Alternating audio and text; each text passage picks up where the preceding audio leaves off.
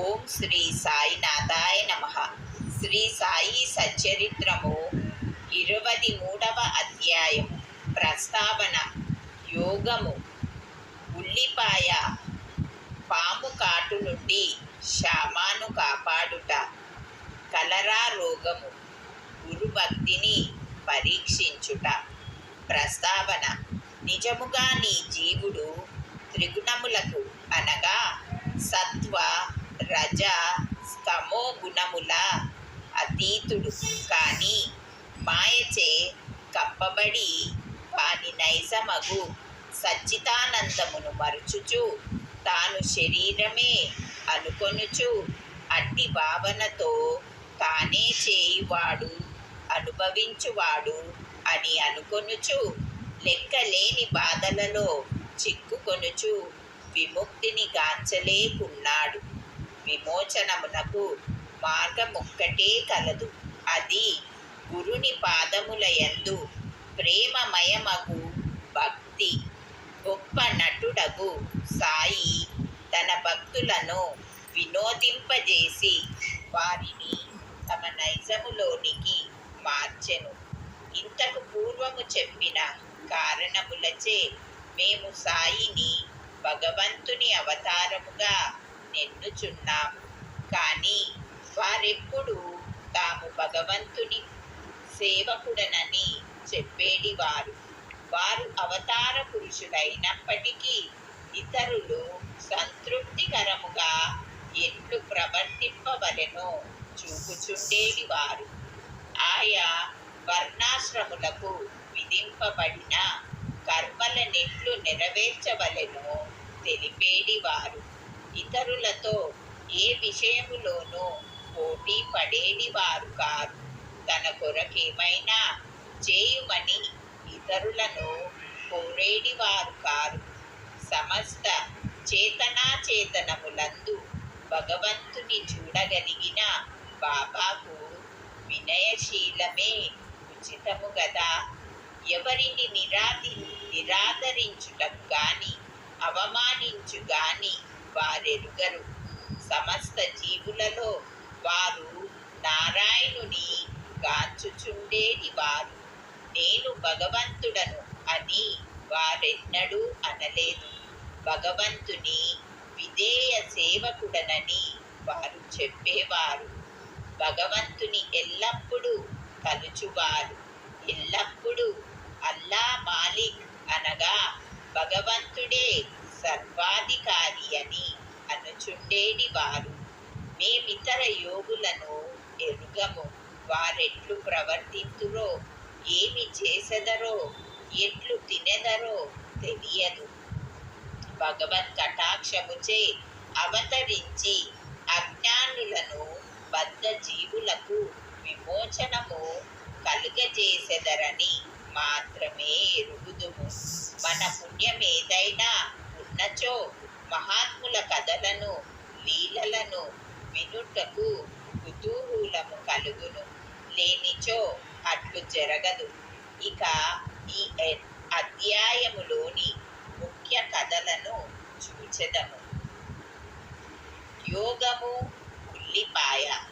ఒకనాడు యోగాభ్యాసము చేయు సాధకుడొకడు నానాసాహేబు షిరిడీకి వచ్చెను. అతడు యోగ శాస్త్రమునకు సంబంధించిన గ్రంథములన్నీయూ చదివెను. తుదకు పతాంజలి యోగ సూత్రములు కూడా చదివెను. కానీ అనుభవమేమీయూ లేకుండెను.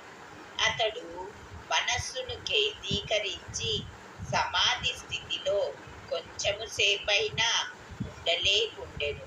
సాయిబాబా తన ఎడ ప్రసన్నుడైనచో చాలాసేపు సమాధిలో నుండుట నేర్పెదరని అతడనుకొనెను.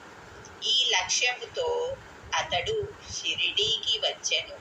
అతడు మసీదుకు పోయి చూచుసరికి బాబా ఉల్లిపాయతో రొట్టె తినుచుండిరి. దీనిని చూడగానే అతనికి మనస్సున ఒక ఆలోచన మెదిలెను.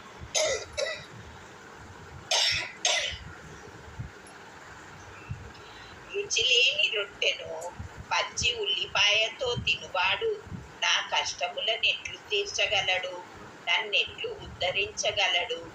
సాయిబాబా అతని మనస్సున మెదిలిన ఆలోచనను గ్రహించి నానాసాహెబుతో ఇట్లనియెను: నానా, ఎవరికైతే ఉల్లిని జీర్ణించుకొను శక్తి గలదో వారే దానిని తినవలెను. ఇది విని యోగి ఆశ్చర్యపడెను. వెంటనే బాబా పాదములపై పడి సర్వస్య శరణాగతి చేసెను. స్వచ్ఛమైన మనస్సుతో తన కష్టముల తెలిపి ప్రత్యుత్తరముల బడసెను.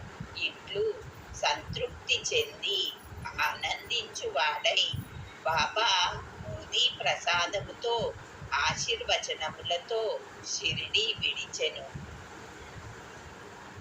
పాము కాటు నుండి శ్యామాను కాపాడుట. ఈ కథను ప్రారంభించక పూర్వము హేమడ్ పంత్ జీవుని పంజరములోనున్న రామచిలుకతో సరిపోల్చవచ్చుననిది. రెండును బంధింపబడియే ఉన్నవి. ఒకటి శరీరములోను, రెండవది పంజరమందును. రెండును తమ ప్రస్తుత స్థితియే బాగున్నదని అనుకొనుచున్నవి. సహాయకుడు వచ్చి వానిని బంధముల నుండి తప్పించగనే వానికి నిజము తెలియును. భగవత్ కటాక్షముచే గురువు వచ్చి వారి కళ్ళను తెరిపించి బంధ విముక్తుల చేసినప్పుడు వారి దృష్టి అన్నిటికంటే గొప్ప స్థితి వైపు పోగును. అప్పుడే గతించిన జీవితము కంటే రానున్నది గొప్పది అని గ్రహింతురు. గత అధ్యాయంలో మిరీకర్కు రానున్న అపాయము కనిపెట్టి దాని నుండి అతనిని తప్పించిన కథ వింటిరి. అంతకంటే ఘనమగు కథను ఇచ్చట వినెదరు. ఒకనాడు శ్యామాను విషసర్పము కరిచెను. అతని చిటికెన వ్రేలును పాము కరుచుటచే శరీరములోనికి విషము వ్యాపింప మొదలిడెను. బాధ ఎక్కువగా ఉండెను. శ్యామ తాను మరణించదననుకొనెను. స్నేహితులతని విఠోబా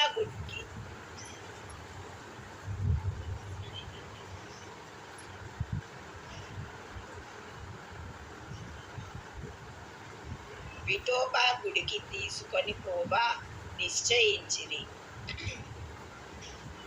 పాము కాట్లు అచ్చట బాగగుచుండెను. కానీ శ్యామ తన విఠోబాయకు బాబా వద్దకు పరుగిడెను. బాబా అతనిని చూడగానే కోపముతో వాటిని తిట్టనారంభించెను. ఓరి పిరికి పురోహితుడా, పైకెక్కవద్దు, ఎక్కితివో ఏమగునో చూడు అని బెదిరించుచు తరువాత ఇట్లు గర్జించెను: ఓ వెడలి పొమ్ము, దిగువకు పొమ్ము. మోపోదిపితుడగుట చూచి శ్యామ మిక్కిలి విస్మయమందెను, నిరాశ చెందెను. అతడు మసీదును తన ఇల్లుగా, బాబా తన ఆశ్రయముగా భావించుచుండెను. బాబా తన నట్లు తరిమి వేసినచో తానెక్కడకు పోగలడు? అతడు ప్రాణమందాశ వదులుకొని ఊరకుండెను. కొంతసేపటికి బాబా శాంతించి శ్యామ దగ్గరకు పోయి కూర్చుని ఇట్లనెను: భయపడవద్దు, ఏమాత్రమూ చింతించకు. ఈ దయామయుడైన ఫకీరు నిన్ను తప్పక రక్షించును. ఇంటికి పోయి ఊరక కూర్చుండుము, బయటికి పోవద్దు. నా యందు విశ్వాసముంచుము, భయపడకుము, ఆందోళన పడవద్దు. ఇట్లని శ్యామాను ఇంటికి పంపించెను. వెంటనే బాబా తాత్యా పాటీలును కాకాసాహెబ్ దీక్షితుని అతని వద్దకు పంపి తనకు ఇష్టము వచ్చినవి తినవచ్చుననియు గృహములోనే తిరగవచ్చుననియు కాని పండుకొనగూడదనియు ఈ సలహాల ప్రకారము నడుచుకొమ్మనెను. కొద్ది గంటలలో శ్యామ బాగుపడెను. ఈ పట్టున నప్తియందుంచుకొనవలసినదేమనా బాబా పలికిన 5 అక్షరముల మంత్రము పో వెడలి పొమ్ము దిగువకు పొమ్ము.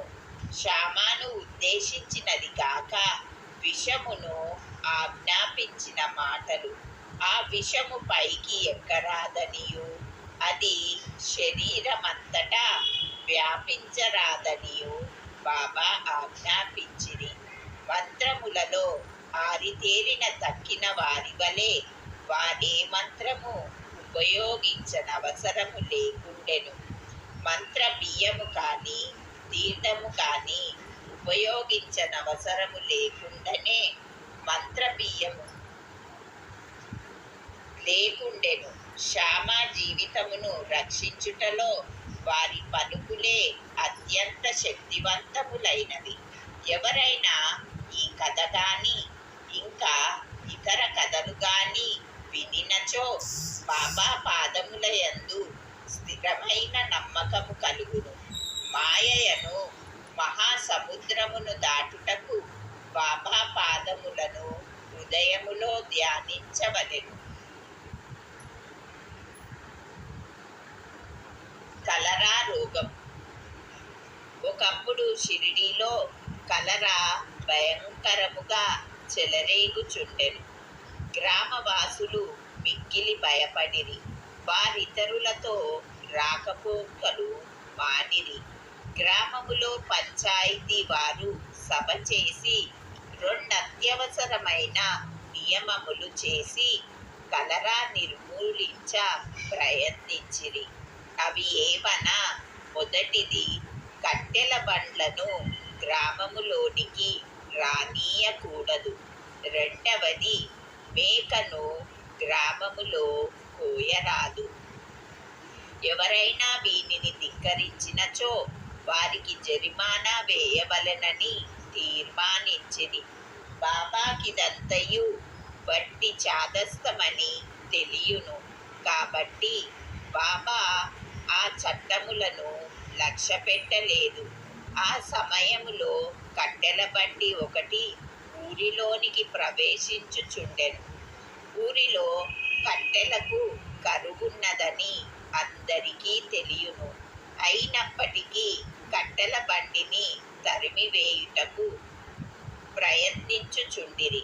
బాబా ఆ సంగతి తెలుసుకొని అచటికి వచ్చి కట్టెల బండిని మసీదుకు తీసుకొని పొమ్మని ఉత్తర్వునిచ్చెను. బాబా చర్యకు వ్యతిరేకముగా చెప్పుటకెవ్వరూ సాహసించలేదు. దుని కొరకు కట్టెలు కావలసియుండెను కనుక బాబా కట్టెలు కొనెను.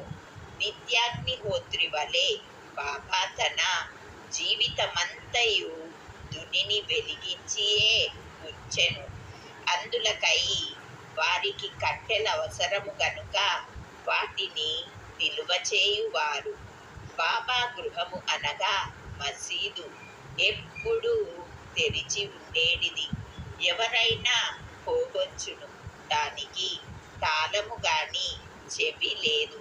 కొందరు తమ ఉపయోగము కొరకు కొన్ని కర్రలను తీసుకొని పోవువారు. అందుకు బాబా ఎప్పుడునూ కొనుగొనలేదు. ఈ ప్రపంచమంతయు దేవుడే ఆవరించి ఉండుటచే వారికి ఎవరి యందు శత్రుత్వముండేది కాదు. వారు పరిపూర్ణ విరాగులైనప్పటికీ సాధారణ గృహస్థులకు ఆదర్శముగా నుండుటకై ఇట్లు చేయుచుండేది వారు. గురుభక్తిని పరీక్షించుట. రెండవ కలరా నిబంధనమును బాబా ఎట్లు ధిక్కరించెనో చూతము. నిబంధన అమలులో నున్నప్పుడెవరో ఒక మేకను మసీదుకు తెచ్చిరి. ఆ ముసలి మేక దుర్బలముగా చావుకు సిద్ధముగా ఉండెను. ఆ సమయమున మలేగాం ఫకీరు పీర్ మహ్మద్ ఉరాఫ్ బడే బాబా అచటనే ఉండెను. సాయిబాబా దానిని ఒక కత్తి బ్రేటుతో నరికి బలివేయుమని బడే బాబాకు చెప్పెను. ఈ బడే బాబా యందు సాయిబాబాకు ఎక్కువ గౌరవము. ఆయనను ఎల్లప్పుడూ సాయిబాబా తన కుడివైపున కూర్చొనబెట్టుకునేది వారు. చిలుము బడే బాబా పీల్చిన పిదప సాయిబాబా పీల్చి ఇతరులకు ఇచ్చేడివారు.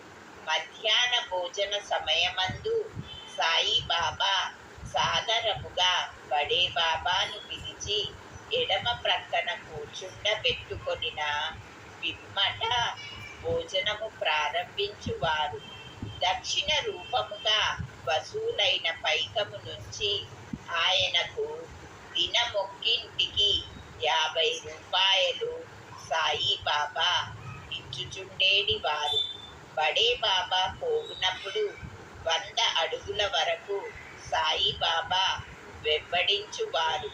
అట్టిది బాబాకు వారికి గల సంబంధము. సాయిబాబా వారిని మేకను నరుకుమనగా అనవసరముగా దానిని చంపనేలా అని బడే బాబా నిరాకరించెను. అప్పుడు సాయిబాబా శ్యామాను ఆ పని చేయుమనెను.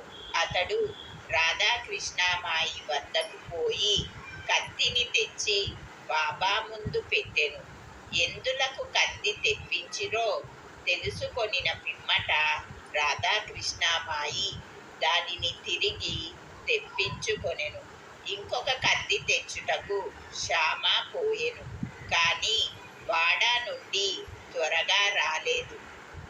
తరువాత కాకాసాహెబ్ దీక్షిత్ వంతు వచ్చెను. వారు మెలిమి బంగారమే, కానీ దానిని పరీక్షించవలెను. ఒక కత్తి తెచ్చి నరుకుమని బాబా ఆజ్ఞాపించెను. అతడు సాటేవాడాకు పోయి కత్తిని తెచ్చెను. బాబా ఉత్తరువు కాగానే దానిని నరుకుటకు సిద్ధముగా నుండెను. అతడు స్వచ్ఛమైన బ్రాహ్మణ కుటుంబములో పుట్టి చంపుట అనునది ఎరుగకుండిరి. హింసించు పనులను చేయుట అందిష్టము లేని వాడైనప్పటికీ మేకను నరుకుటకు సంసిద్ధుడయ్యెను. బడే బాబాను మహమ్మదీయుడే ఇష్టపడనప్పుడు ఈ బ్రాహ్మణుడేలా సిద్ధపడుచుండెనని అందరూ ఆశ్చర్యపడుచుండిరి. అతడు తన దోవతిని ఎత్తి బిగించి కట్టుకొనెను. కత్తిని పైకెత్తి బాబా ఆజ్ఞకై ఎదురుచూచుచుండెను. బాబా, ఏమి ఆలోచించుచుంటివి? నరుకుము అనెను. అతని చేతిలోనున్న కత్తి మేకపై పడుటకు సిద్ధముగా నుండగా బాబా ఆగుమనెను. ఎంతటి కఠినాత్ముడవు! బ్రాహ్మణుడవై మేకను చంపెదవా అనెను.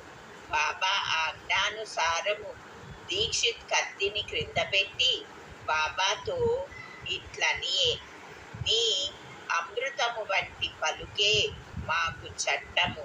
మాకింకొక చట్టమేమీయూ తెలియదు. నిన్నే ఎల్లప్పుడూ జ్ఞప్తి అందుంచుకొనెదము.